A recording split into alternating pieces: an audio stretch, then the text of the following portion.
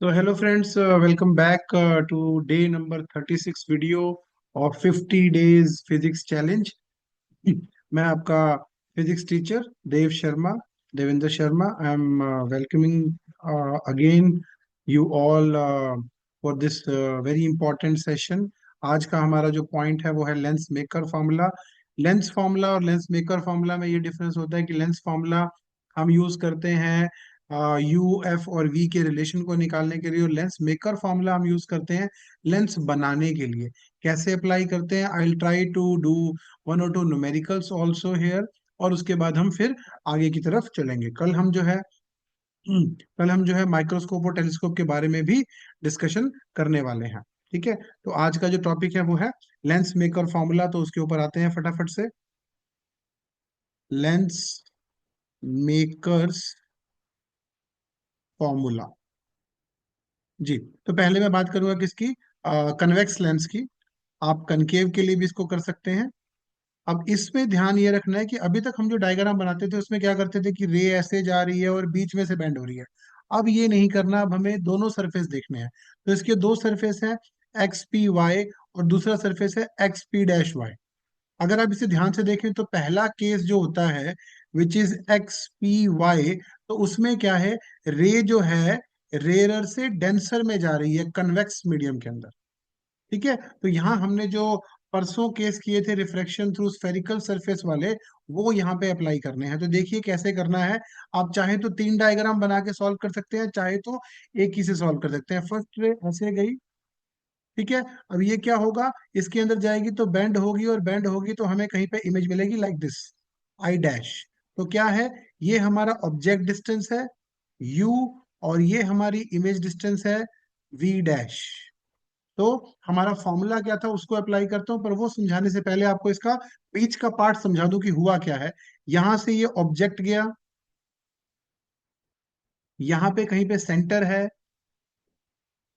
ठीक है, और इमेज आपकी यहाँ कहीं बन गई आई डैश। तो हमारा रूल क्या था, हमारा रूल था हम जिस मीडियम में जा रहे हैं mu two by V dash, minus जिस मीडियम में थे mu one by u is equal to mu two minus mu one by radius, और radius will be taken as one, R one, ये सी वन होगा। ठीक है, are one होगा। तो ये हमारा फर्स्ट पार्ट हो गया, ये हमारी इक्वेशन नंबर वन आ गई। अब सेकंड पार्ट में देखते हैं कि सेकंड पार्ट के अंदर क्या होगा। अब ये रे यहां तक तो सीधी गई, है ना, और इसके बाद ये बेंड हो गई। ये कन्वर्जिंग लेंस है तो ये इसको और कन्वर्ज कर देगा, और आपकी इमेज थोड़ी सी और आगे बनेगी। तो ये फाइनल इमेज जो आपकी बनी है वो बनी है वी। इस फाइनल इमेज के लिए ऑब्जेक्ट कौन होगा, वी डैश होगा। कौन होगा, वी डैश होगा। उस केस में हमारे पास क्या बनेगा, सेकंड केस समझते हैं। सेकंड केस क्या होगा, एक्स पी डैश वाई, इसमें ये एक डेंसर मीडियम से बाहर वापस आ रही है। डेंसर मीडियम से बाहर वापस आ रही है, तो रे ऐसे आ रही थी। ये हमारे पास क्या था, आई डैश था। I dash will be considered as a virtual object. ठीक है, यहां पर सेंटर है, और ये क्या होगा, अवे फ्रॉम नॉर्मल, यानी नीचे की तरफ बैंड हो जाएगी, और ये फाइनली हमारी इमेज बनेगी अवे फ्रॉम नॉर्मल, है ना। अब रूल के अकॉर्डिंग क्या था, ये जिस मीडियम में जा रही है, तो ये किस मीडियम में जा रही है, ये जा रही है mu one divide by image distance. Image क्या है हमारे पास v, माइनस जिस मीडियम में थी mu two by object distance. Object distance क्या है, v dash, is equal to mu one minus mu two by R two. ये सेकंड हो जाएगा हमारा रेडियस, इक्वेशन नंबर टू। अब आप इक्वेशन नंबर वन और इक्वेशन नंबर टू दोनों को ऐड कर दो। जब आप दोनों को ऐड करेंगे तो देखिए यहाँ पर आपको एक बहुत सिंपल सा फंडा दिखाई दे रहा है, ये mu two by V dash, ये mu two by V dash cut जाएगा। देखा जाए तो वी डैश एक्चुअल में कभी बना ही नहीं था, वो इंटरमीडिएटरी इमेज थी कि अगर सेकंड फेस ना होता तो क्या होता, एक ही फेस से टकरा के वो ऐसे बन जाती, लेकिन एक्चुअल में तो दोनों फेस से टकराएगी ना, तो डबल रिफ्रैक्शन होगा यहाँ पर। ठीक है, जैसे ग्लास स्लैब में दो बार होता है, वैसे यहाँ पर भी होगा। तो बचा क्या, बचा हमारे पास म्यू वन, मैंने कॉमन ले लिया, one by V minus one by U. ये हमें पता है lens maker, sorry lens formula के अकॉर्डिंग वन बाय एफ के इक्वल होता है। और यहाँ पर देखिए mu two minus mu one है, और यहाँ पर mu one minus mu two है ना। इसमें से अगर माइनस कॉमन ले लूं तो ये हो जाएगा mu two minus mu one, पूरा का पूरा कॉमन, और बाकी क्या बचेगा, one by R one minus one by R two. यहाँ से हमने माइनस कॉमन लिया, इसलिए ये minus one by R two बच जाएगा हमारे पास। ठीक है, अब देखिए, ये हमारे पास क्या बचा है, 1/f, और इस म्यू 1 को उधर ले जाओ। ये हमारे पास आ गया 1/f, which is this 1/v minus 1/f। इसकी जगह मैंने 1/f ले लिया, ये म्यू 1 इधर ले गया, तो यहाँ हो गया μ2/μ1 माइनस μ1/μ1 इज 1। ये हमारे पास आ गया, ठीक है। और इसको थोड़ा सा और सिंप्लीफाई करें तो फॉर्मूला बनता है μ-1 इंटू 1/r1 माइनस 1/r2। ये हमारे पास एक फॉर्मूला है। अब आप बोलेंगे सर इस फॉर्मूले को यूज कैसे करना है, ये लेंस मेकर फॉर्मूला है। मैं आपको फटाफट से डायग्राम समझा दूं, कनकेव लेंस का भी, और फॉर्मूला सेम आना है। फिर इसका हल्का सा एक आपको छोटा सा न्यूमेरिकल के बारे में बता दूंगा कि वो कैसे करना है हमें। जी, तो कनकेव में क्या होगा, कनकेव में देखिए आप थोड़ा ध्यान से समझिएगा इस डायग्राम को, क्योंकि यहाँ सारा वर्चुअल बनना है। फर्स्ट पे जाके टकराएगी और ये इसको डाइवर्ज कर देगी ऐसे, है ना। तो इमेज हमारी यहाँ कहीं पे बनी आई डैश, ये यहाँ पहुंची। एक्चुअल में ये डार्क नहीं होगी, ये डॉटेड होगी, ठीक है। ये यहाँ पहुंची और ये और डाइवर्ज हो गई, तो फाइनल इमेज जो है हमारी यहाँ जाके मिलेगी आई।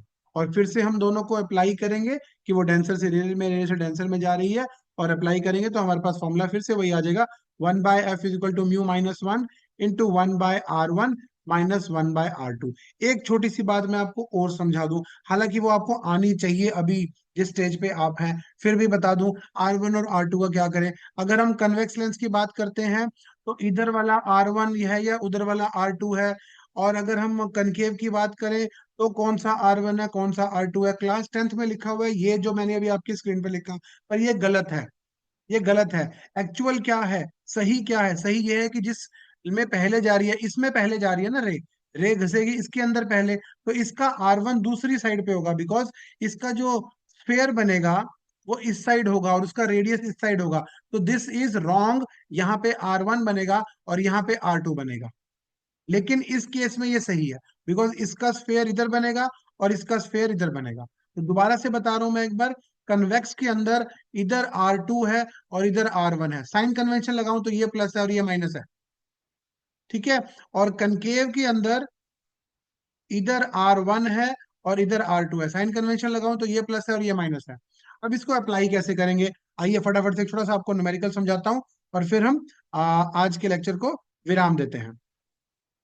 हमें बोला गया है कि आप एक इक्वी कन्वेक्स लेंस बनाएं, equi convex lens with focal length 25 centimetre, ठीक है।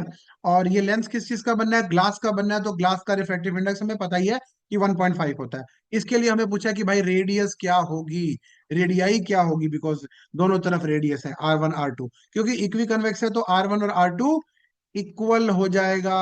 अब फॉर्मूला यूज करता हूं तो बच्चे कहते हैं सर जब ये दोनों इक्वल हो जाएंगे तो भाई ये तो कैंसल आउट हो गया, बट नहीं मेरे प्यारे बच्चों, ये कैंसल आउट नहीं होगा, बिकॉज इधर जो है R2 है, इधर जो है R1 है, ये प्लस का है और ये माइनस का है। जब आप ये अप्लाई करोगे यहाँ पे तो देखो रिजल्ट कुछ और बनेगा, क्या बनेगा, 1/r, R1 और R2 दोनों को मैंने R ले लिया, minus minus plus 1/r, mu की वैल्यू पुट करो 1.5 माइनस 1, ये बचेगा कितना, 0.5, और ये आ गया 2/r, और f की वैल्यू क्या थी 25, कन्वेक्स है इसलिए पॉजिटिव बनेगी, तो ये हो गया आपका कितना, 0.5 इंटू 2 इज 1, r की वैल्यू आपके पास आ गई 25 सेंटीमीटर। तो आपको रेडियस दोनों तरफ 25 सेंटीमीटर लेना है। This is how you apply this formula, ये एक तरीका है। दूसरा तरीका क्या है, आइए वो भी समझाऊं। दूसरा तरीका कुछ इस तरह से है कि हमें बोला जाता है कि आपका जो लेंस है, लेंस आपका ग्लास का बना हुआ है, μ = 1.5, उसको हमने पानी में डिप कर दिया, वाटर में डिप कर दिया, तो वाटर में डिप कर दिया तो ये होगी इसकी 1.33। अब बोलते हैं कि वो जो पहले कन्वेक्स था, यानी कि वो कन्वर्जिंग इन नेचर था, अब वो कन्वर्जिंग रहेगा या डाइवर्जिंग हो जाएगा, कन्वर्जिंग रहेगा या डाइवर्जिंग हो जाएगा। ये दो टाइप के नंबर बनते हैं आपके लेंस में तो फॉर्मूला पे। को क्या करना है, अब फिर से वही फॉर्मूला आपको अप्लाई करना है। क्या फॉर्मूला था, 1/f इज इक्वल टू μ2/μ1, थोड़ा सा याद करो, हमने इसको μ2 1 लिखा था और फिर म्यू कर दिया था, तो अब मैं यही अप्लाई करूंगा, μ2/μ1 और -1 इंटू 1/r1 - 1/r2। वो लेंस चाहे पानी में रहे, चाहे हवा में रहे, चाहे कहीं पे भी रहे, उसका रेडियस चेंज नहीं होगा मेरे भाई। R1 R2 वही रहने वाले हैं। पहला केस मैं क्या लूंगा, पहला केस मैं लूंगा कि जब वो एयर में है, एयर में है तो 1/f = 1.5/1, क्योंकि वो सेकंड मीडियम वहां पर हमारा एयर है। -1 इंटू 1/r1 - 1/r2। मैंने एयर के लिए म्यू को जो है 1 लिया है। μ1 will be 1 फॉर एयर। ठीक है, ये हमारा पहला केस हो गया। दूसरा केस अब हम लेते हैं। दूसरे केस में हमने क्या किया, जस्ट होल्ड ऑन, हाँ। दूसरे केस में हमने क्या किया,